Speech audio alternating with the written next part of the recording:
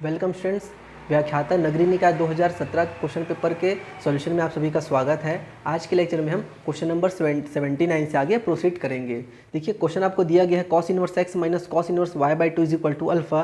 Then आपको value find करनी है 4x² minus 4xy cos alpha plus y square. इसकी आपको वैल्यू फाइंड करनी है। तो सबसे पहले हम cos inverse a minus cos inverse b का फॉर्मूला यहाँ पर यूज़ करेंगे, जो कि होता है cos inverse a b plus root of 1 minus a square root of 1 minus b square. ये वाला फॉर्मूला हम यहाँ पर अप्लाई करेंगे। तो ए की जगह में x है, बी की जगह में y बाई टू है, तो ये आपके पास हो जाएगा cos inverse x y divided by two plus under root 1 minus x square 1 minus y square divided by two. Sorry, y square नहीं होगा, ये वाई बाई टू का होल स्क्वायर हो जाएगा ना, तो इसको लिख सकते हैं वाई स्क्वायर बाई 4 लिख लीजिए डायरेक्टली। तो ये आपका हो जाएगा cos inverse x y by two plus ये आपका 1 बाई टू हो जाएगा 1 माइनस एक्स स्क्वायर और ये हो जाएगा 4 माइनस वाई स्क्वायर। क्लियर है? तो इस तरीके से ये वाला चीज़ हो गया। इक्वल टू आपके पास क्या चल रहा है, ये आपका अल्फ़ा यहाँ पर है, ठीक है। तो अल्फ़ा में आप क्या करिए, इस बार ये जो अल्फ़ा दिया गया है ना, तो कॉस किधर साइड ले आइए, तो यह हो जाएगा आपका कॉस अल्फ़ा, ठीक है। कॉस अल्फ़ा हो जाएगा यहाँ पर। और यहाँ पर से हम क्या कर सकते हैं, देखिए भाई ये 2 है, उसको भी राइट साइड में लेफ्ट साइड में दे सकते हैं। तो ये हो जाएगा cos alpha is equal to x y plus root of 1 minus x square और 4 माइनस वाई स्क्वायर। ये आपका हो जाएगा कॉस 2 अल्फ़ा का वैल्यू हो जाएगा, ठीक है। अब यहाँ पर हम क्या करते हैं, यहाँ पर देखिए स्क्वायर, अगर हम यहाँ पर स्क्वायर रूट दिया गया है, हमको इसको हटाना है तो स्क्वायर करना पड़ेगा। तो मैं क्या करता हूँ, पहले एक्स वाई को भी राइट हैंड साइड में ले जाता हूँ। तो ये हो जाएगा cos 2 cos alpha minus x y is equal to 1 minus x square और 4 माइनस वाई स्क्वायर। ये हो जाएगा। अब हम क्या करेंगे, दोनों पक्षों का वर्ग कर देते हैं, जिससे आपका स्क्वायर रूट यहाँ पर हट जाएगा। तो ये हो जाएगा आपके पास 2 cos alpha minus x y is equal to 1 minus x y का ये रूट हट गया और ये हो जाएगा 4 माइनस वाई स्क्वायर। यहाँ पर से भी आपका रूट हट जाएगा, ठीक है। चलिए तो इसका स्क्वायर करेंगे हम लोग यहाँ पर। तो ये हो जाएगा 4 cos square alpha plus x square y square minus 4 x y cos alpha और ये राइट साइड में हो जाएगा आपके पास 4 minus y square minus 4 x square plus x square y square. तो ये वाला टर्म और ये वाला टर्म आपस में कैंसिल हो जाएगा। तो यहाँ पर ये आपके पास हो जाएगा 4 cos square alpha minus 4 x y cos alpha is equal to 4 minus y square minus 4x square, ठीक है। अब देखिए आपको क्वेश्चन में क्या फाइंड करना है, इस चीज़ को देखेंगे तो ये आपका राइट साइड में होना चाहिए। तो 4x square minus 4xy cos alpha, ठीक है, plus y square is equal to आपका, इसको आप राइट साइड में ले जाएंगे इसको आप लेफ्ट साइड में लाएंगे तो ये क्या हो जाएगा -4 कॉस स्क्वायर अल्फ़ा आ जाएगा, ठीक है। देखिए तो यहाँ पर अगर हम और आपका ये 4 बचा हुआ है ना, ये 4 बचा हुआ है, ठीक है। ये वाला चीज़ आपका क्या किया आपने, 4x स्क्वायर को यहाँ पर लेके आए हैं, ये एज इट इज रहा है। देखिए आप ये दो चीज़ों को आप राइट साइड से लेफ्ट में लेके आए हैं, तो ये दोनों प्लस हो गया, बीच में ये चीज़ दिया गया है 4 आपका बचा हुआ है और ये वाली वैल्यू को राइट साइड में लेके गए हैं। तो यहाँ से जब मैं 4 को कॉमन निकालूंगा तो ये बन जाएगा 1 minus cos square alpha, that means 1 minus cos square alpha हो जाएगा साइन स्क्वायर अल्फ़ा, ठीक है। तो यहाँ पर आपका ऑप्शन की बात की जाए तो ये आपका option B is the right option हो जाएगा। क्लियर है यहाँ तक? चलिए नेक्स्ट आपका 80 नंबर का क्वेश्चन दिया गया है, find the value of integration 0 to 1 x 1 minus x to the power n d x, ठीक है। तो मैंने जैसे आपको पहले भी बताया हुआ है, ऐसे जो क्वेश्चंस होते हैं जिसमें आपको डायरेक्टली n के फॉर्म में क्वेश्चन दिया जाता है, तो इसमें आप क्या करेंगे, n की वैल्यू को कुछ एज्यूम कर लीजिए कि n की वैल्यू 2 के लिए मैं इस क्वेश्चन को सॉल्व करूंगा और n इज इक्वल टू 2 आप ऑप्शन में रख के देख लीजिए कौन से ऑप्शन से ये मैच कर रहा है। ये आपका सबसे बेस्ट मेथड होता है किसी भी क्वेश्चन को जल्दी सॉल्व करने के लिए। तो देखिए आपका ये हो जाएगा, इंटीग्रेशन चेंज हो जाएगा 0 to 1 x 1 माइनस एक्स का होल स्क्वायर डी एक्स में, ओके। अब इसका आप इंटीग्रेशन कर दीजिए, फर्स्ट फंक्शन सेकंड फंक्शन मान के, तो ये हो जाएगा फर्स्ट फंक्शन सेकंड का इंटीग्रेशन 1 माइनस एक्स का होल, अच्छा, या फिर आप इसको ऐसा कर दीजिए, इतना फर्स्ट सेकंड बनाने से अच्छा है इसको आप ऑपरेट कर दीजिए, ज़्यादा अच्छा रहेगा। x ये हो जाएगा 1 plus x square minus 2x D x, तो ये आपका हो जाएगा x plus x cube minus 2x square D x. तो इंटीग्रेशन आपका ये हो जाएगा x² 2 प्लस एक्स की पावर 4/4 माइनस 2/3 एक्स की पावर 3, और वैल्यू पुट करना है आपको 0 से लेके 1 तक। 0 से लेके 1 पुट करेंगे, 0 पुट करने पे तो सारी वैल्यू 0 हो जाएगी। 1 पुट करते हैं तो ये हो जाएगा 1/2 प्लस 1/4 माइनस 2/3। दैट मीन्स ये आपकी वैल्यू कितनी हो जाएगी, ये आपका एलसीएम 12 आ जाएगा। 6 प्लस 3 माइनस 8, तो ये हो जाएगा आपका 1/12। तो 1/12 आंसर आ रहा है। ठीक है, अब हम लोग ऑप्शन में चेक करके देखते हैं कि एक मिनट कुछ मिस्टेक तो नहीं हो गया, थोड़ा देख लेते हैं एक बार और। यहाँ पर x³ माइनस 2x², तो हो जाएगा x²/2। 1 पुट करेंगे तो ये हो जाएगा आपका 2 छक्के 12, 4 तिया 12, तो ये 3 हो गया। ठीक है, और जब हम इसको 8 से 3 से करेंगे तो ठीक है, तो ये हो गया 1/12। ठीक है, अब इसको देखते हैं 1/12 कौन से ऑप्शन में आ रहा है हम लोग। तो ऑप्शन नंबर अगर ए की बात की जाए तो ऑप्शन में 1/n+1 दिया गया है। ठीक है, तो यहाँ पर अगर मैं n की वैल्यू 2 पुट करूँगा तो वैल्यू क्या मिलेगा मेरे को, 1/3।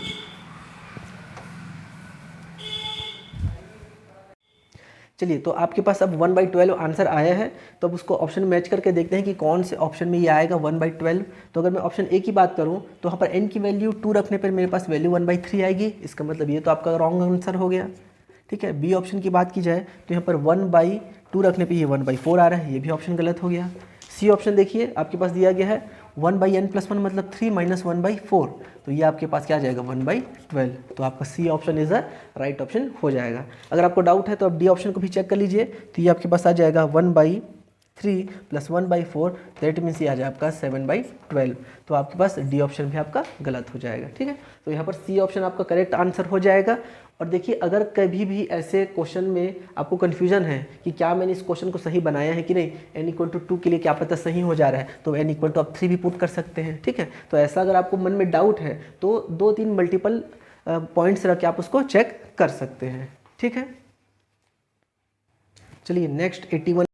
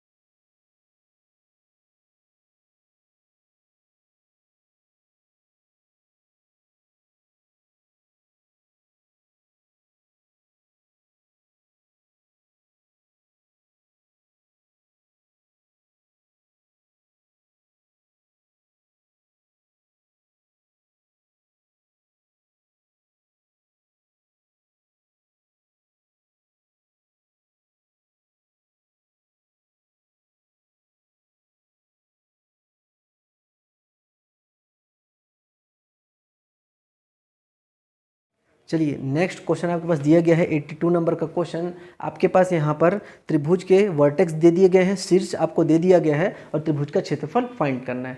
तो कभी भी क्वेश्चन में आपके पास अगर त्रिभुज के वर्टेक्स दिए गए हैं तो आपको क्षेत्रफल का फॉर्मूला क्या होता है, 1/2, ठीक है, mod of AB cross AC। ये आपका त्रिभुज के क्षेत्रफल का फॉर्मूला होता है अगर आपको वर्टेक्स गिवन है। अब ए बी का मतलब क्या होता है, ए और बी के बीच का डिस्टेंस, ए सी का मतलब क्या होगा, ए और सी के बीच का डिस्टेंस, और क्रॉस प्रोडक्ट का मतलब क्या है, आपको मैट्रिक्स बना के वहाँ पर वैल्यू फाइंड करना है। ठीक है, तो यहाँ पर अगर मैं ए बी की वैल्यू की बात करूँ, ठीक है, तो सबसे पहले तो मेरे को इन वेक्टर्स को, ये जो मेरे पास वर्टेक्स हैं उनको मेरे को डायरेक्शन के फॉर्म में लिखना पड़ेगा। तो अगर मैं ए की बात करूँ तो ये हो जाएगा मेरे पास आई माइनस जे प्लस 2k, बी आपके पास बी वेक्टर हो जाएगा, बी वेक्टर आपको हो जाएगा 2i minus plus 0j minus k, और सी वेक्टर आपके पास हो जाएगा 0i plus 2j plus k। ठीक है, ये आपके पास ए और बी और सी वेक्टर हो गया। अब अगर मैं ए बी वेक्टर की बात करूँ तो ये हो जाएगा आपका बी वेक्टर माइनस ए वेक्टर। ठीक है, ए बी का मतलब क्या होता है, बी और ए के बीच की दूरी, तो यहाँ पर डायरेक्टली हम लोग इसको फाइंड करेंगे तो ये हो जाएगा आपके पास आई प्लस जे माइनस 3k, और आपके पास ए सी की अगर हम बात करें तो ए सी हो जाएगा माइनस आई, ठीक है, प्लस 3j माइनस k, ये हो जाएगा। अब हमें क्या करना है, इनका क्रॉस प्रोडक्ट निकालना है। अब जानते हैं क्रॉस प्रोडक्ट कैसे निकाला जाता है। क्रॉस प्रोडक्ट के लिए हम लिखेंगे आई जे और के, और इन दोनों को आप क्या करेंगे, ए बी और ए सी है उन दोनों के कोफिशिएंट्स को वहाँ पर पुट कर देंगे, तो 1 1 माइनस 3, और ये हो जाएगा -1 3 और -1। तो यहाँ पर आपके पास आई जे के हो जाएंगे -1 प्लस 9 माइनस जे, ये हो जाएगा -1 माइनस 3 प्लस के, ये हो जाएगा आपके पास ये आपके पास हो जाएगा -1 आई थिंक, एक मिनट सॉरी, ये हो जाएगा 3 प्लस 1, तो ये आपके पास हो गया 8i plus 4j plus 4k, ये आपका हो गया ए बी क्रॉस ए सी का वैल्यू। अब हमें क्या करना है, इसका मॉड, ये इसका मॉड निकाल लेते हैं। तो ये आपके पास मॉड कितना मिल जाएगा, डायरेक्ट क्षेत्रफल निकालेंगे तो रूट ऑफ 8 का स्क्वायर प्लस 4 का स्क्वायर प्लस 4 का स्क्वायर, दैट मीन्स ये हो जाएगा 64 प्लस 16 प्लस 16। तो ये देखिए आपके पास कितना आ जाएगा, 6 6 12 12 4 16 और 6 7 8 और 1 ये 9, तो ये आपके पास हो जाएगा रूट 96/2। तो इसको अगर आप इसको तोड़ के आप लिखेंगे तो कितना मिलेगा आपको, तो ये आपके पास हो जाएगा 16 छक्के 96 में टूट जाएगा। ठीक है, 16 छक्के 96 तो 4 रूट 6, ठीक है, तो ये आपके पास हो जाएगा 2 रूट 6। तो यहाँ पर ऑप्शन की बात की जाए तो option B is the right option यहाँ पर हो जाएगा।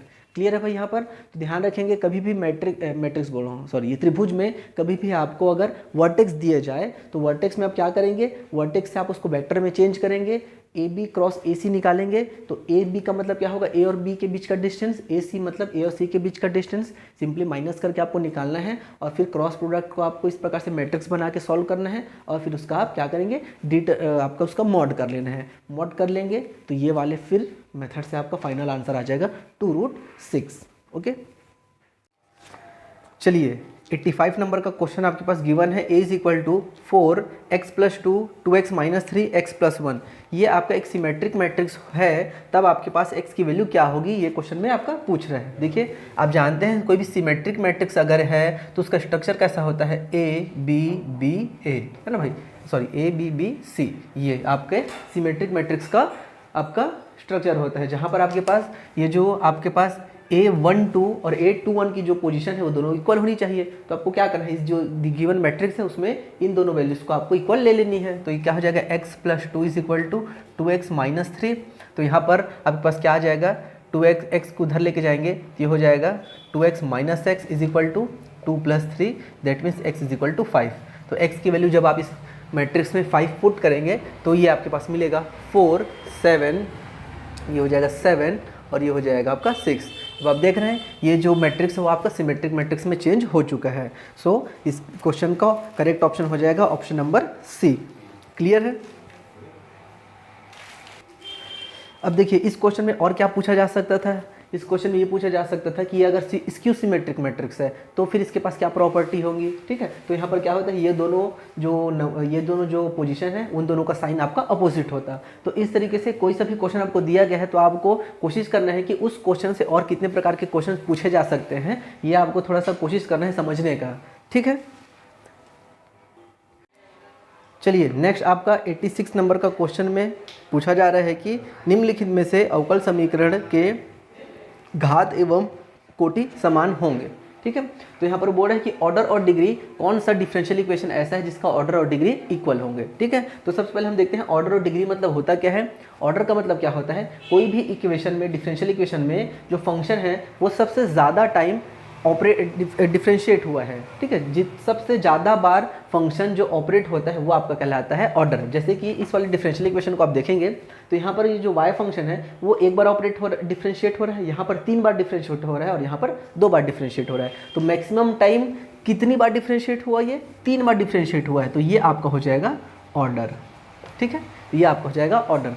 अब डिग्री का मतलब क्या होता है, डिग्री का मतलब ये होता है कि ये जो ऑर्डर है ना, इसका हायर पावर कितना है, इसका पावर कितना है। ठीक है, मतलब जो ऑर्डर होगा, ऑर्डर के पावर में एक्चुअल में कितना है वो आपका क्या कहलाएगा, डिग्री कहलाएगा। तो इसी ऑर्डर का पावर में कुछ नहीं है, मतलब एक है, एक है मतलब एक क्या हो जाएगा आपका, ये डिग्री हो जाएगा। क्लियर है यहाँ तक? तो इस तरीके से ये आपके ऑर्डर और डिग्री का कॉन्सेप्ट होता है। तो चलिए इस वाले में भी क्वेश्चन ऑप्शंस को चेक करते हैं। जो आपका फर्स्ट ऑप्शन है उसमें क्लियरली दिख रहा है कि d4y/dx⁴। ठीक है, मतलब ये 4 बार डिफ्रेंशिएट हो रहा है।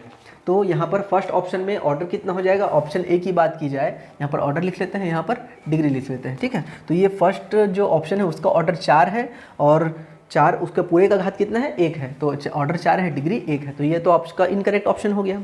सेकंड की बात की जाए, ऑप्शन बी, तो यहाँ पर देखिए d2y/dx³ दिया है, मतलब, और यहाँ पर dy/dx दिया है। तो यहाँ पर मैक्सिमम टाइम कितनी बार डिफ्रेंशिएट हुआ, 3 बार। तो ये आपके पास आ गया ऑर्डर 3 है और पूरे का पावर कितना है, 4 है, मतलब ये डिग्री कितना हो गया, 4 हो गया। ये भी आपका इनकरेक्ट ऑप्शन हो जाएगा। सी ऑप्शन की बात की जाए तो देखिए सी ऑप्शन को अगर आप ध्यान से देखोगे तो इसको थोड़ा सा हमको सॉल्व करना पड़ेगा। ये आपका दिया गया है 1 + dy/dx³ का होल पावर 2/3 = 4 d³ y/dx³। ठीक है, तो देखिए कभी भी पावर में अगर 3/2, 1/2 ऐसा करके कुछ भी चीज़ आ जाता है तो सबसे पहले आपको उस पावर को इंटीजर में चेंज करना है। ठीक है, पॉजिटिव इंटीजर या फिर नेचुरल नंबर में उसको आपको चेंज करके लिखना है। तो ध्यान देंगे तो यहाँ पर 1/3 है, अगर मैं दोनों पक्षों का घात 3 कर देता हूँ तो यहाँ पर क्या आ जाएगा मेरे पास, ये 1 + dy/dx³ का होल पावर 2, ये बाई 3 है और घात 3 करूँगा तो ये 3 और 3 मेरा कैंसिल हो जाएगा। तो इसको मैं डायरेक्टली पावर 2 लिखता हूँ और ये हो जाएगा 4 × d³y/dx³ हो जाएगा। ये क्लियर है। अब इसमें देखते हैं, यहाँ पर देखिए इस इक्वेशन में आपका x यहाँ पर एक बार ऑपरेट हो रहा है, डिफ्रेंशिएट हो रहा है, यहाँ पर यहाँ पर y आपका एक बार डिफ्रेंशिएट हो रहा है, जबकि यहाँ पर y आपका 3 बार डिफ्रेंशिएट हो रहा है। तो यहाँ पर आपके पास ऑर्डर कितना हो गया, 3 हो गया। ऑप्शन सी में ऑर्डर आपका 3 आ गया और इस ऑर्डर, ये जो आपका डिफ्रेंशिएशन है d3y/dx3, उसके होल पावर कितना है, 3 है। तो ये आपका डिग्री कितना हो जाएगा, 3। तो इस वाले ऑप्शन में देख लीजिए आपके पास ऑर्डर और डिग्री इक्वल आ गया है। इसका मतलब क्या है, ये आपका करेक्ट ऑप्शन हो जाएगा। क्लियर है। इस क्वेश्चन को थोड़ा सा हम इंटरेस्टिंग बनाते हैं। ये जो आपका ऑप्शन सी है ना, यहाँ पर आपके पास ऑप्शन सी दिया गया था जिसको हमने सिंप्लीफाई किया। मान लीजिए इसी ऑप्शन में यहाँ पर ये देता d4y/dx⁴। अगर क्वेश्चन ऐसे करके चेंज कर दिया होता तब हम देखते हैं कि इसका आंसर क्या आएगा। ओके, थोड़ा सा हम लोग क्वेश्चन को एक्सटेंड कर रहे हैं और क्या प्रोबेबिलिटी हो सकती थी क्वेश्चन के डिफ़िकल्ट होने की। तो ये अगर ऑप्शन में आपके पास अगर ऐसा दिया रहता तो अब आप ध्यान से देखेंगे तो यहाँ पर y का अवकलन 4 बार हो रहा है, यहाँ पर y का अवकलन 3 बार हो रहा है। तो मेरे पास ऑर्डर अभी क्या आ जाएगा, 4 आ जाएगा। यहाँ तक तो सब क्लियर है। अब अगर मैं डिग्री की बात करूँ तो यहाँ पर देखिए ये इसका पावर कितने है, 3 है। तो क्या मैं यहाँ पर डिग्री 3 लिख दूँगा, सोच के बताइए। यहाँ पर हम लोग डिग्री डायरेक्टली 3 नहीं लिखेंगे। क्यों नहीं लिखेंगे, क्योंकि देखिए ये जो नंबर लिखा गया है यहाँ पर फंक्शन, उसका होल पावर 2 भी दिया गया है। तो आपको क्या करना पड़ेगा, होल पावर 2 करके जो फाइनल में आएगा उसको ध्यान देना पड़ेगा कि वो कितना बनेगा। ठीक है, तो अगर आप इसको इस तरीके से एक ही घात, अगर आप इसको 3 कर लेते हैं, ठीक है, लेते हैं इसको एक ही घात 3 और उसका स्क्वायर, तो अब ये क्या बनेगा, 1 का स्क्वायर प्लस एक ही घात 3 का स्क्वायर प्लस 2 एक ही घात 3, ये आएगा। तो अब आप देखिए यहाँ पर पावर पहले से 3 है और उसका क्या करना है 2 करना है, मतलब कितना हो जाएगा, ये 6 हो जाएगा। तो अब देखिए इसका जो डिग्री है वो आपका 3 नहीं रहेगा, वो आपका डिग्री 6 हो जाएगा। तो इस चीज़ का आपको खास ध्यान रखना है कि अगर इस प्रकार से पावर 3 दिया है और उसके ऊपर में भी कोई पावर दिया गया है तो आपको सबसे पहले उसको फॉर्मूला से ओपन करना है और देखना है कि अब आपका मैक्सिमम पावर कितना बन रहा है, ठीक है, तब आपका जाके डिग्री वहाँ पर डिफाइंड होगा। तो इस चीज़ का खास ध्यान रखेंगे, ऐसे क्वेश्चंस भी कई बार एग्जाम से में पूछे जाते हैं। चलिए नेक्स्ट क्वेश्चन आपके पास क्वेश्चन नंबर 87 दिया गया है, फंक्शन आपके पास दिया गया है और ये फंक्शन जो है उसकी प्रॉपर्टी पूछ रहा है at x is equal to 2। तो फर्स्ट ऑप्शन दिया गया है function is continuous at 2, function is discontinuous, function का लिमिट एग्जिस्ट करेगा एंड नन ऑफ दिस, ठीक है। तो चलिए सबसे पहले हम इसका लेफ्ट हैंड लिमिट निकाल लेते हैं। लेफ्ट हैंड लिमिट क्या हो जाएगा, लिमिट h टेंड, देखिए एट कहाँ निकाले हमको, at x is equal to 2, ठीक है। पॉइंट 2 पे देखिए 2 पे ही कंटिन्यूटी ब्रेक हो रही है वहाँ पर, है ना, तो वहाँ पर हम लोग इसका लेफ्ट हैंड लिमिट चेक करेंगे। तो h tending to 0 f of 2 minus h, ठीक है। जानते हैं आप यहाँ पर क्या रहता है, a माइनस एच रहता है, आपका a पॉइंट क्या है यहाँ पर 2 है, इसलिए 2 माइनस एच। अब 2 से कम मतलब यहाँ पर आप पुट करेंगे इसको, तो ये हो जाएगा limit h tending to 0 2 minus H का power 4 minus 16 divided by 2 minus H minus 2। Clear है यहाँ तक, ये आपके पास कैंसिल हो जाएगा। h टेंडिंग टू, अब यहाँ पर देखिए लिमिट h टेंडिंग टू 0, अब यहाँ पर आप डायरेक्टली फार्मूला भी लगा सकते हैं या फिर आप इसको कैसे सॉल्व करेंगे, देखिए ये फार्मूला से इसको कह लीजिए x माइनस एच का स्क्वायर और 2 माइनस एच का square minus 16 divided by minus H हो जाएगा ये, ओके। चलिए तो यहाँ पर जब हम 2 माइनस एच का होल स्क्वायर मतलब 2 माइनस एच की पावर 4 को इस दो टुकड़ों में करके सॉल्व करेंगे तो ये आपके पास मिलेगा, ठीक है। यहाँ पर इसको डीपली थोड़ा सॉल्व करते हैं तो ये आपके पास क्या मिलेगा, देखिए यहाँ पर आपके पास क्या बच रहा है 16 प्लस ये देखिए 4h स्क्वायर मतलब ये हो जाए और 16h स्क्वायर, तो ये आपके पास कितना हो जाएगा 24h स्क्वायर। सिमिलरली यहाँ पर 16 माइनस 32h और ये आपके पास कितना मिल जाएगा माइनस 8h की पावर 3 और माइनस 16 आपको दिया गया है, अपॉन में है माइनस h, ये दोनों आपस में कैंसिल हो जाएंगे। h से जब आप इसको डिवाइड करोगे तो ये हो जाएगा minus 24h plus 32 plus 8h square और लिमिट है आपका h टेंडिंग टू 0, तो ये आपका कितना मिल जाएगा वैल्यू 32 मिल जाएगी, ठीक है। तो यहाँ पर देखिए लेफ्ट हैंड लिमिट की वैल्यू कितनी आई है आपके पास 32 आई है। अब आप इसको डायरेक्टली यहीं से बना सकते हैं कि जब लेफ्ट हैंड लिमिट की वैल्यू 32 आई है और वैल्यू ऑफ फंक्शन एट 2 आपका 16 है तो ये तो आपका कंटिन्यूअस ही नहीं हो रहा है, तो फर्स्ट ऑप्शन आपका ये इनकरेक्ट हो गया, ठीक है। अब सेकंड आपके पास देखिए डिसकंटिन्यूअस, ये ऑप्शन आपका करेक्ट हो जाएगा। थर्ड दिया है लिमिट एग्जिस्ट करेगा, अगर लिमिट एग्जिस्ट करेगा तो आपका लेफ्ट हैंड लिमिट और राइट हैंड लिमिट इक्वल होगा। तो यहाँ पर चेक कर लेते हैं कि क्या आपका लेफ्ट हैंड लिमिट और राइट हैंड लिमिट इक्वल आ रहा है। तो इसके लिए हमें क्या करना पड़ेगा, यहाँ पर हम फिर से राइट हैंड लिमिट अब यहाँ पर निकालते हैं। देखिए अभी हमने सिर्फ और सिर्फ कंटिन्यूटी को डिस्कार्ड किया है ना, क्योंकि हमारा लेफ्ट हैंड लिमिट जो है वो आपका वैल्यू ऑफ फंक्शन के बराबर नहीं आया है।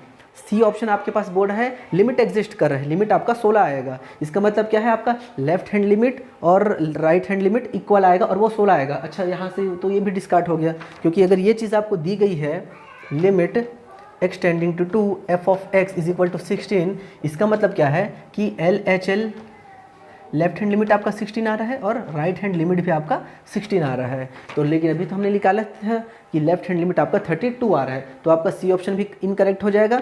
सो आपका फाइनली बी ऑप्शन आपका राइट आंसर हो जाएगा, ठीक है। बस आपको थोड़ा सा यहाँ पर कैलकुलेशन अच्छे से करना है, मिस्टेक नहीं करना है, फिर आप इस क्वेश्चन को ईजिली सॉल्व कर सकते हैं। चलिए नेक्स्ट आपके पास 90 नंबर का क्वेश्चन दिया गया है।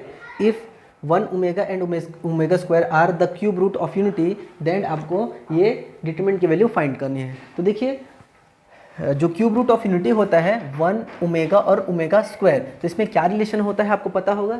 इन तीनों का जो सम होता है 1 प्लस ओमेगा स्क्वायर, ये आती है वैल्यू 0 और ओमेगा क्यूब की वैल्यू आती है 1। तो इन सारी चीज़ों का हम लोग हेल्प लेके इसको सॉल्व करते हैं।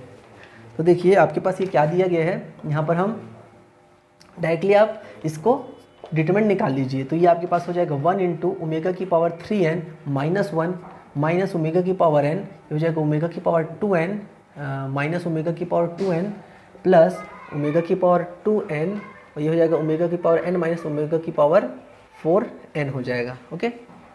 तो यहाँ पर से आप इसको सिंप्लीफाई करेंगे तो हो जाएगा ओमेगा की पावर 3n-1, ये आपके पास एक दूसरे को डिस्कार्ड करके 0 कर देगा, और ये आपके पास होगा ओमेगा की पावर 3n माइनस ओमेगा की पावर 6n हो जाएगा। ओके, देन आपके पास ये हो जाएगा 2 ओमेगा की पावर 3n-1 माइनस ओमेगा की पावर 6n। अब आप जानते हैं कि ओमेगा क्यूब जो है आपको हमेशा 1 देगा, तो आप क्या कर सकते हैं, इसको क्या लिख सकते हैं, 1 की पावर n लिखा जा सकता है -1, और इसे आप क्या लिख सकते हैं, 1 की पावर 2n लिख सकते हैं। यहाँ से क्या हो जाएगा 2 - 1 दैट मीन्स देखिए 1 की पावर n कुछ भी रखिए 1 ही आएगा, तो ये आपके पास क्या हो जाएगा, फाइनली आंसर 0 आ जाएगा। ओके, सो 90 नंबर के क्वेश्चन का करेक्ट ऑप्शन हो जाएगा ऑप्शन ए। तो इस वाले क्वेश्चन में सिर्फ और सिर्फ आपको ये क्यूब रूट ऑफ यूनिटी का फॉर्मूला जो है वो बस आपको ध्यान में रखना है, क्या रिजल्ट होते हैं, फिर आप इस क्वेश्चन को इजीली सॉल्व कर सकते हैं। नेक्स्ट आपका 92 नंबर का क्वेश्चन दिया गया है। देखिए त्रिभुज दिया है और त्रिभुज के आपको शीर्ष दे दिए गए हैं।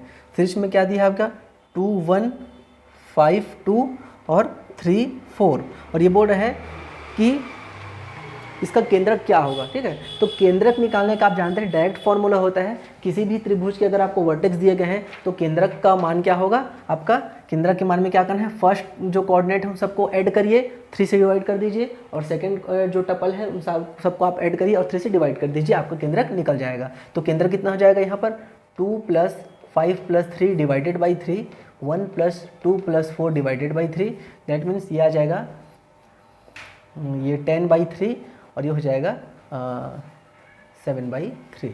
ओके, तो ये आपके पास ऑप्शन नंबर बी आपका करेक्ट ऑप्शन हो जाएगा। तो देखिए ये आपका डायरेक्ट एक फॉर्मूला पे बेस्ड क्वेश्चन था, तो ऐसे क्वेश्चंस को बिल्कुल भी आपको स्किप नहीं करने हैं। चलिए नेक्स्ट आपका 94 नंबर का क्वेश्चन दिया गया है, ये आपका आंशिक भिन्न का क्वेश्चन है। तो यहाँ पर आपके पास इक्वेशन दिया गया है और आपको ए बी और सी के वैल्यू फाइंड आउट करने हैं। ठीक है, तो यहाँ पर से वैल्यू निकालने के लिए क्या करते हैं, एलसीएम ले लेंगे। तो ये आपके पास हो जाएगा 12x = यहाँ पर एलसीएम देखिए क्या ये आएगा आपका एलसीएम, और वो आपस में एक दूसरे से कैंसिल हो जाएगा। तो मैं डायरेक्ट यहाँ पर जो क्रॉस मल्टीप्लाई करके वैल्यू आने वाले है उसको लिख लेता हूँ। तो ये हो जाएगा a x + 3 का whole square plus b x + c × x - 3, ये आपका इक्वेशन मिल जाएगा। अब देखिए आपको a b और c की वैल्यू चाहिए, तो देखिए आप a की वैल्यू कैसे फाइंड आउट कर सकते हैं, जब ये वाला टर्म 0 हो जाएगा। ये वाला टर्म 0 कब होगा, जब आप x की वैल्यू 3 लेंगे। ठीक है, तो टेकिंग x = 3 आपको क्या मिल जाएगा 12 × 3 = ये आपके पास हो जाएगा a 3 + 3 का स्क्वायर, बाकी ये टर्म 0 हो गया, ये हो जाएगा 12 × 36, और ये कितना हो जाएगा 3 और 3 6, 6 6 के 36, तो ये हो जाएगा 36/36 = a। तो a की वैल्यू आपके पास आ जाएगी 1। ठीक है, तो अब अगर ऑप्शन की बात करें तो ऑप्शन हमारा बी और डी, तो बी ऑप्शन तो आपका इनकरेक्ट हो गया, ए सी और डी आपका ऑप्शन हो सकता है। ओके, तो यहाँ पर हमने सबसे पहले ए की वैल्यू निकाली है 1, समझ में आ गया। अब सेकंड हमें क्या करना है, बी और सी की वैल्यू फाइंड करनी है। तो बी और सी की वैल्यू फाइंड करने के लिए अगर मैं बी एक्स की वैल्यू रख देता हूँ -3, तो मेरे पास क्या आ जाएगा, ये आ जाएगा -36, और ये आपके पास 0 हो जाएगा, और ये आपके पास हो जाएगा -3b + c, और ये हो जाएगा -6, 3 - 3 6 हो जाएगा। यहाँ से मैं माइनस माइनस कैंसिल कर सकता हूँ, और ये हो जाएगा 6 टाइम्स में -3b + c। ओके, तो यहाँ पर आपके पास अब इक्वेशन क्या आ गया, -3b + c की वैल्यू आनी चाहिए 6। अब हम क्या करेंगे, देखिए अब आपके पास और इक्वेशन है नहीं कि आप वैल्यू पुट करके फाइंड कर सको, तो अब आपको इसको बाई ऑप्शन इसको सॉल्व करना पड़ेगा। ठीक है, तो यहाँ पर देखिए हमारे पास जो ऑप्शंस दिए गए हैं, आपका सी ऑप्शन तो इनकरेक्ट हो गया है, आपका मैं ए ऑप्शन को लिख देता हूँ, ये बी, और ये आपका ए डी ऑप्शन, आपका बी ऑप्शन इनकरेक्ट हो चुका है ना, तो हम लोग ए लिख लेते हैं, सी लिख लेते हैं और डी लिख लेते हैं। तो ये आ गया 1 1 और 3, ये आपके पास है 1 -1 और 3, 1 -1 -3। अब इसको चेक करके देखते हैं कि क्या ये वाली प्रॉपर्टी को यहाँ पर रखने पे आंसर करेक्ट आ रहा है। बस आपको बी और सी की वैल्यू यहाँ पर पुट करनी है और आपको देख लेना है कि 6 आ रहा है कि नहीं आ रहा है। ठीक है, तो अगर मैं ए ऑप्शन की बात करूँ तो मैं अगर बी की वैल्यू 1 पुट करता हूँ और सी की वैल्यू 3 पुट करता हूँ, तो ये तो मेरा 0 आ जाएगा, तो मेरा ए ऑप्शन तो इनकरेक्ट हो जाएगा। समझ में आ रहा है आपको। सेकंड आपके देखिए सी अब में ऑप्शन नंबर सी में बी की वैल्यू आप -1 पुट करेंगे तो ये क्या हो जाएगा 3, और सी की वैल्यू 3 पुट करेंगे तो ये आ जाएगा 6। इसका मतलब सी ऑप्शन आपका करेक्ट ऑप्शन होने वाला है। डी ऑप्शन को देख लेते हैं, तो डी ऑप्शन में देखिए, अगर आप बी की वैल्यू -1 पुट करेंगे तो ये 3 हो जाएगा, और सी की वैल्यू -3 पुट करेंगे तो फिर वापस ये 0 हो जाएगा। तो डी भी ऑप्शन आपका इनकरेक्ट ऑप्शन हो जाएगा। सो आपका करेक्ट ऑप्शन कौन सा होने वाला है? Answer is option C. Okay, तो ए की वैल्यू आपके पास 1 आई है, बी की वैल्यू आ जाएगी -1 और सी की वैल्यू हो जाएगी 3। तो इस तरीके से ये आपके आंशिक भिन्न का क्वेश्चन यहाँ पर कंप्लीट होता है।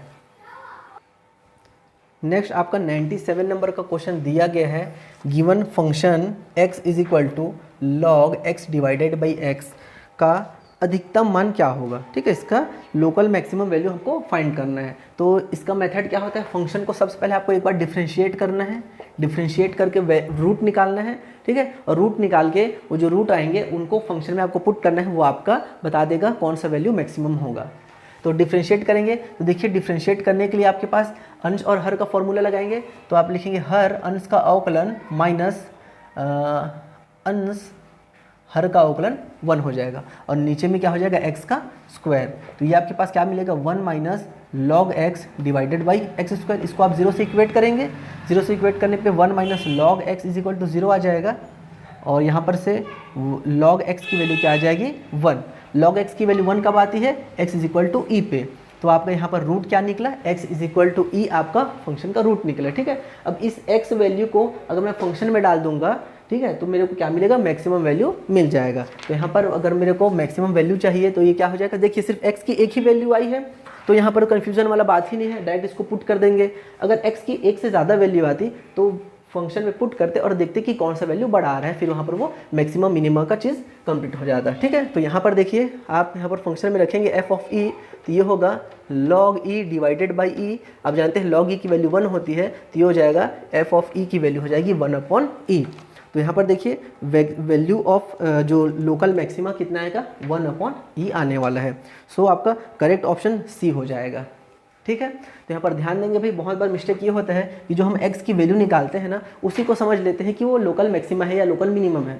तो ध्यान रखेंगे, ये जो है वो मैक्सिमम या मिनिमम वैल्यू नहीं है, ये इस पॉइंट पे मैक्सिमम या मिनिमम वैल्यू आएगा, ये चीज़ वो बता रहा है। तो क्वेश्चन में हो सकता था कि ऐसा भी क्वेश्चन पूछा जा सकता था कि ये जो फंक्शन है उसका जो मैक्सिमम वैल्यू है वो किस पॉइंट पर आएगा। तो किस पॉइंट पर आएगा अगर वो पूछेगा तो आपको x इज इक्वल टू ई बोलना है। और अगर वो क्वेश्चन में बोल रहा है कि मैक्सिमम वैल्यू कितनी आ रही है, वैल्यू के बारे में अगर बात करेगा, तो वो वैल्यू कब निकलती है, जब इस वैल्यू को x के मान को आप फंक्शन में डालते हैं तो वो वैल्यू आपको मिलती है मैक्सिमम या फिर मिनिमम। तो इस चीज़ का आपको खास ध्यान रखना है। ओके, चलिए नेक्स्ट आपके पास दिया गया है 100 नंबर का क्वेश्चन, वक्र जो समीकरण को संतुष्ट करता है और बिंदु 4-2 से होकर गुजरता है, वो आपको फाइंड करना है। तो देखिए आपके पास इक्वेशन दिया गया है dy by D X is equal to Y into X plus Y की power 3 divided by X Y की घात 3 माइनस एक्स, ये आपके पास दिया गया है। और आपके पास पॉइंट दिया गया है 4-2। तो सबसे पहले तो इसको अगर आप चाहें तो डिफरेंशियल इक्वेशन से बना सकते हैं। आपके पास बहुत सारे मेथड होते हैं डिफरेंशियल इक्वेशन को सॉल्व करने का, linear differential equation, Bernoulli differential equation, आपका homogeneous, non homogeneous, variable separation, y is equal to V x.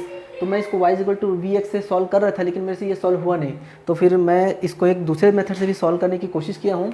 देखते हैं इसमें वैल्यू क्या आ रहा है आपका। देखिए आपके पास बोला गया है कि जो इक्वेशन आपके पास ऑप्शन दिया गया है, ठीक है, y square is equal to -2x, y is equal to -2x और y की power 3 is equal to -2x, और एक है नन, है ना। तो देखिए सबसे पहले तो आप ये ऑप्शन को देखिए, वो बोले है कि कौन सा जो इक्वेशन है वो इस बिंदु को संतुष्ट करता है। तो इसमें रख के देखते हैं भाई। चलिए, तो ये पहला पॉइंट जो है वो x होता है और जो दूसरा पॉइंट है वो y होता है। तो अगर मैं यहाँ पर y को रखूँ तो ये मेरे क्या मिलेगा, 2 दूनी 4 और आगे क्या मिलेगा 8। तो पहला वाला तो संतुष्ट नहीं हो रहा है, तो पहला ऑप्शन आपका गलत हो जाएगा। ठीक है, इस तरीके से सॉल्व करते हैं पहले। दूसरे में क्या बोला है, दूसरे में अगर मैं रखूँगा तो y is equal to -2 is equal to x -8 आ जाएगा, ये भी आपका गलत हो गया। थर्ड ऑप्शन में आप देखोगे तो y की वैल्यू अगर मैं रखता हूँ -2 तो ये हो जाएगा -8 और इधर आ गया -8, मतलब ये आपका सही हो सकता है। ठीक है, लास्ट ऑप्शन आपका नन ऑफ दिस दे दिया है ना, मतलब आपका काम बिगड़ गया। अब अगर ये ऑप्शन कुछ और रहता तो सीधा सीधा इसको टिक मार सकते थे, लेकिन यहाँ पर आपके पास क्या हो गया, नन ऑफ दिस हो गया है। तो क्या पता जो दूसरा ऑप्शन बोल रहा है कि ये इस समीकरण को संतुष्ट करता है, उस चीज़ को वो सेटिस्फाई करे या ना करे। तो अब हम उसको चेक करते हैं। तो देखिए ये आपके पास क्या दे दिया गया है, y की घात 3 इज इक्वल टू -2x आपको दिया गया है, ठीक है। तो यहाँ पर y³ is equal to -2x, इसको हम एक बार डिफ्रेंशिएट कर देते हैं। डिफ्रेंशिएट करें तो ये क्या मिलेगा हमको, 3y² dy/dx is equal to -2। तो यहाँ से अगर मैं dy/dx की वैल्यू निकालूंगा तो ये क्या मिलेगा मेरे को, -2/3y²। ये मेरे को dy/dx की वैल्यू मिल रही है। अब मैं क्या करता हूँ, ये जो वैल्यू दी गई है इसको मैं इस समीकरण में पुट करता हूँ, देखता हूँ -2/3y² आ रहा है कि नहीं। अगर आ गया मतलब ये आपका ऑप्शन करेक्ट हो जाएगा, ठीक है। तो चलिए यहाँ पर पुट करते हैं, y को एज इट इज रखते हैं x, और y की घात 3 का मान क्या दिया गया है, -2x। तो ये हो जाएगा -2x divided by x into y की पावर 3 है -2x -x। तो ये हो जाएगा आपके पास -xy डिवाइडेड बाई -3x² हो जाएगा। ये क्लियर है। यहाँ से x और x आपस में कैंसिल हो जाएंगे, ठीक है भाई। यहाँ पर से x और x आपस में कैंसिल हो गया और माइनस और माइनस भी कैंसिल हो जाएगा। तो ये आपके पास आ जाएगा y/3x आ गया, ठीक है। यहाँ पर क्या आया, y/3x, और यहाँ पर क्या आ रहा है, -2/3y² आ रहा है। तो देखिए अभी भी क्या इसमें कुछ रिलेशन हम निकाल सकते हैं, ऐसा नहीं कि डायरेक्टली नहीं आया है करके इसको काट नहीं देना है भाई, ठीक है। इसको थोड़ा सा और सोचना है कि क्या अभी भी इनमें कुछ इक्वल आने की संभावना है। तो यहाँ पर अगर आप ध्यान देंगे तो इसमें आपका y है और इसमें आपका y और x दोनों है। तो मेरे को x को हटाना है, तो अगर मैं x को हटाना चाहता हूँ तो x का मान यहाँ से क्या निकल जाएगा, y की घात 3/-2 ये लिखा जा सकता है x का मान। x के मान को यहाँ पर पुट कर देते हैं तो ये आपके पास क्या हो जाएगा, 3 इंटू y की घात 3/-2। तो ये देखिए एक y से एक y कैंसिल हो जाएगा, ये हो जाएगा -2/3y², और ये चीज़ आपके पास मिल गया है, ठीक है। तो इस तरीके से देखिए आपका ये वाला क्वेश्चन कैसे सॉल्व हुआ है। देखिए जब मैं इसको आपका उस मेथड से बना रहा था, ठीक है, जो आपका डिफरेंशियल इक्वेशन का मेथड था, तो मेरे से वो सॉल्व हुआ नहीं। तो देखिए हर क्वेश्चन तो ऐसा नहीं है कि एक ही मेथड से बनेगा, ये आपका डिफरेंट मेथड से भी बन सकता था। तो जो मैं बात आपको बार बार बोलता हूँ कि आपको थोड़ा सा अपना तार्किक शक्ति लगाना है। आपने देखा कि आपके पास वक्र दे दिया गया है ना, डिफरेंशियल इक्वेशन दे दिया गया है, पॉइंट्स दे दिया गया है, तो सबसे पहले उस पॉइंट्स को ही चेक करके देख लेते हैं। पॉइंट्स चेक करके हमने देखा यहाँ पर वो उसको सेटिस्फाई कर रहा था, तो 2 ऑप्शन तो ऐसे ही कट गए। अब एक ऑप्शन बचा है, अब उसी का आपको एक बार अवकलन करके वैल्यूज़ को पुट करके चेक कर लेना है कि वो इक्वल आ रहा है कि नहीं आ रहा है। तो इस तरीके से ये आपका 100वां नंबर का क्वेश्चन यहाँ पर कंप्लीट होता है। तो पिछले 4-5 वीडियो लेक्चर से मैं नगरीय निकाय व्याख्याता 2017 के क्वेश्चन पेपर को सॉल्व कर रहा था। आई थिंक मैंने यहाँ पर लगभग 60 क्वेश्चंस को सॉल्व किया है। बाकी के जो क्वेश्चंस हैं उनका सॉल्यूशन अभी मैं नहीं कर पाया हूँ, या बहुत सारे क्वेश्चंस में मुझे डाउट भी है। तो जब तक मैं उन चीज़ों को क्लियर नहीं कर लेता, एकदम सही तरीके से सॉल्व नहीं कर लेता, तब तक मैं उन क्वेश्चंस का सॉल्यूशन आपको प्रोवाइड नहीं कराऊंगा, क्योंकि मैं बिल्कुल भी नहीं चाहता कि कोई गलत इन्फॉर्मेशन आप तक पहुँचे। तो अब हम नेक्स्ट वीडियो लेक्चर में आपका लेक्चरर 2019 के क्वेश्चन पेपर को सॉल्व करेंगे और उनका भी एनालिसिस करेंगे। तो यहाँ पर से आप देख सकते हैं मैंने हर एक क्वेश्चन में आपको बताया है कि ये कौन से टॉपिक का क्वेश्चन है, कहाँ का है। तो आप इससे आप एक एनालिसिस कर सकते हैं कि कितना क्वेश्चन कौन से टॉपिक से आ रहा है। साथ ही मैं आपको ये बोलना चाहता हूँ कि आप अपने 11th-12th के जो स्कूल के बुक हैं उनको आप अच्छे से पढ़िए, उतना सफिशिएंट है, उतना से आपका सिलेक्शन ईजिली हो जाएगा। और आप क्वेश्चन ज़्यादा प्रैक्टिस करिए, आप थ्योरम पढ़िए, आप अपना सब्जेक्ट का पढ़िए और उसके बाद क्वेश्चन सॉल्व करिए, क्योंकि जब तक आप क्वेश्चन सॉल्व नहीं करेंगे तब तक आपका माइंड उस लेवल में डेवलप नहीं हो पाएगा। तो मैं यही चाहता हूँ कि आप ज़्यादा क्वेश्चन सॉल्व करिए और कॉन्सेप्ट को अच्छे से पढ़िए, ताकि आप इजीली ये जो आपका एग्ज़ाम है उसको आप क्वालिफाई कर पाएँ। Thank you.